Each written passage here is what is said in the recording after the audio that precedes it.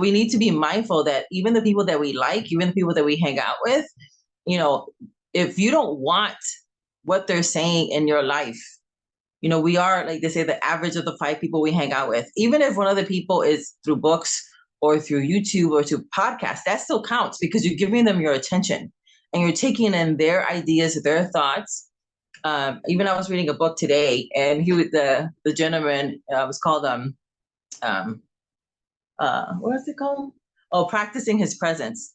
And it was a Brother Lawrence, and he was saying certain things, and I was circling it to get it out of my mind quickly because some of it is just like his own writings were really around sin consciousness and not around, you know, being a son, you know, a child of God. So I was circling it, like, no, because I was like stopping it, like, no, I would not take that thought. That is sin consciousness. Oh, I see where it's going, but no, I don't want that. And so really being conscious of when you want to change things, what are the stories? Because everything's a story.